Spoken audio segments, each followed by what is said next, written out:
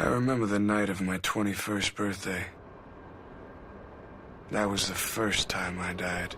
Have you ever played a game that changed your perspective on first-person shooters? I myself have only played 2 series that have done that. BioShock, and, well, this.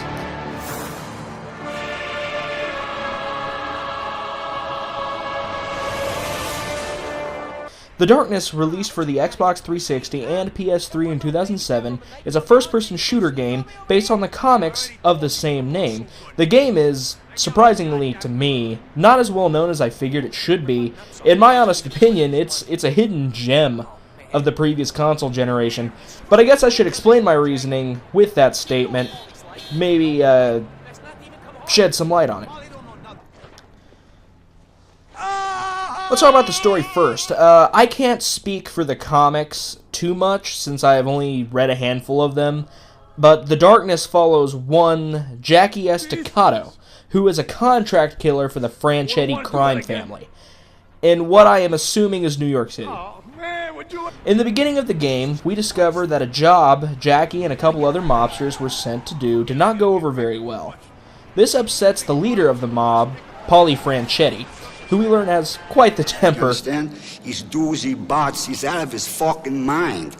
Last week, he cut off Tony Lucchese's big toe. Why? Because of a fucking baseball game. You believe that? He ambushes Jackie in an effort to try and kill him, and ends up blowing up the whole building he was in.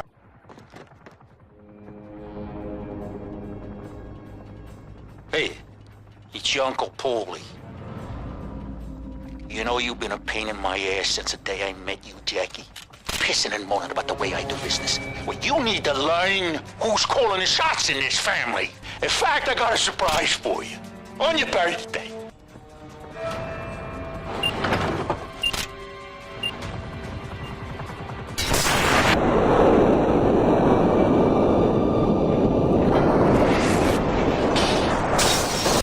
A little extreme, if you ask me. By all accounts, after that, Jackie Estacado should be dead, but we soon learn that he is not alone in his own mind. He is host to an ancient evil known as the Darkness, which wants to keep him alive at all costs to keep him as his host.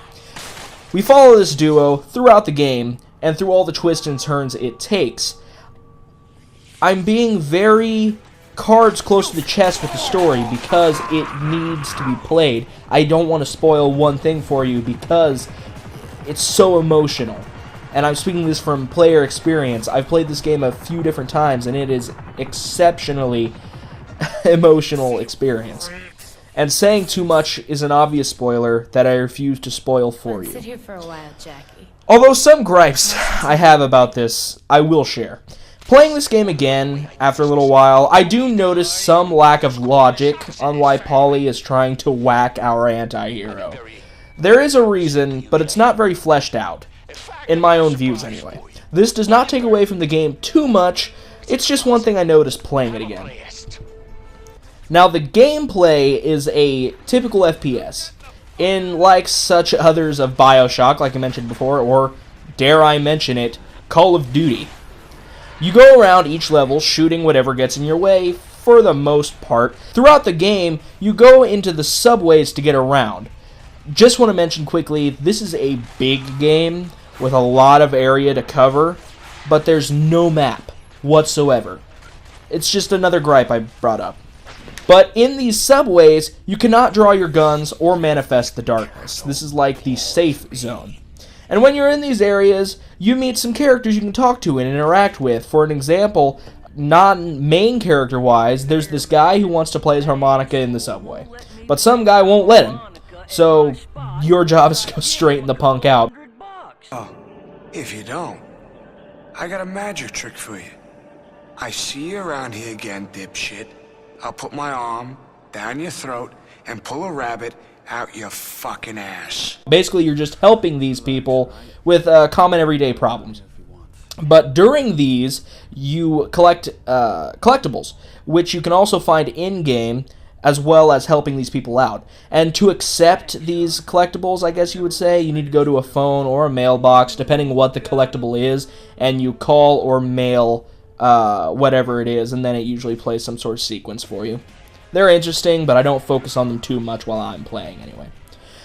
The gunfights are interesting, but a bit too simple at times. If you are close to an enemy, you automatically perform a brutal execution move, but if you're at a range, the game tends to automatically aim for the head, giving you a little bit of an easy FPS experience. For the most part, you also have some powers the darkness gives you.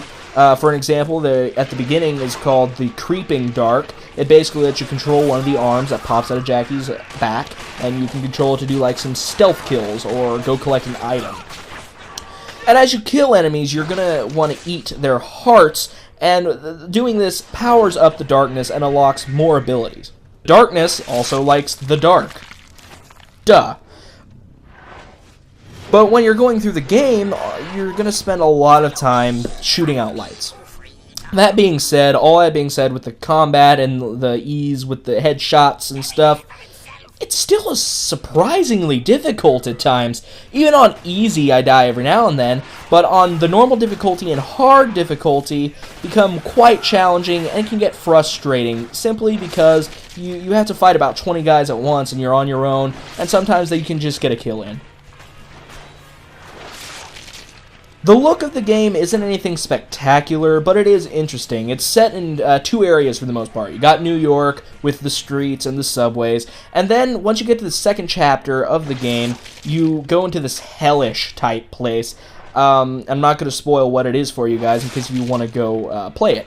But both are neat to go to around for a little while, but it ends up being a little monotonous. The city tends to look the same, and it's difficult to know where you've been. Like I said, there's no map.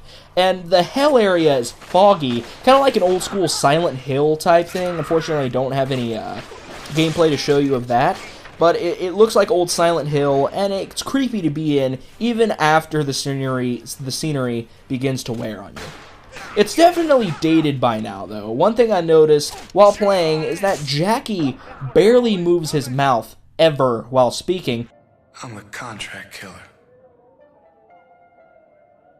I kill people for the Franchetti crime family. And then, on contrast, some of the other characters overplay their movements and animations. The models used in-game are very nice, though. Jenny, which is Jackie's girlfriend, a big part of the story, is adorable, and one of my favorite female characters in modern gaming. The sound is great. It's glorious at best, and then only decent at the worst. Gustav Grefberg, I hope I pronounced that correctly, does a great job with the soundtrack, particularly with the main theme of the game, and then Jenny's theme song, which is actually quite depressing to listen to. Also, in the game are TVs with different channels where you can watch full music videos. That's obviously where they paid the bands to be able to have more music in the game. And what's cool about that is the TVs you can also watch full-length episodes of cartoons and old TV shows, like Flash Gordon is on there. There's also one area in the game where you can watch a full movie. It's To Kill a Mockingbird with Gregory Peck in it. And I've never sat through the whole thing, so I don't know what happens after it finishes, but it is pretty neat that you can actually sit there and watch the whole movie. My TV, my remote. Now, about voice acting, everything's good. There's nothing to complain about, but there's one performance in particular that needs to be addressed, and that is Mike Patton, singer of Faith No More, and he also did all of the zombie sounds for the Left 4 Dead games, was perfect for the darkness. They burn Jackie. All the little ones. Delicate torture of body and soul. Mike Patton's voice is beyond creepy, and it's wonderful to listen to. So much so that I myself have been learning to try and recreate this type of vocal. It's a big inspiration for someone like me who likes the creepy voice trackings. Now, overall, this game is absolutely fantastic, from the story, which needs to be played, all the way to the lesser elements like the sound, and to the gameplay. This game is easily in my top 3 games of all time, and I encourage you to give it a try if you haven't yet. The last I checked, it was barely $7 at the small gaming stores like Game Exchange and whatnot. And if I needed to give this game a score, I would definitely give it a 9 out of 10. A near-perfect game. So have you played The Darkness? What did you think? Has my review piqued your interest in playing it if you haven't already? Leave a comment below. I'd love to hear your thoughts. If you want me to go over the sequel, I will be glad to do that as well. In the meantime, remember to like and subscribe to WASD Gamecom. I'm Will Goodnight, and I'm out.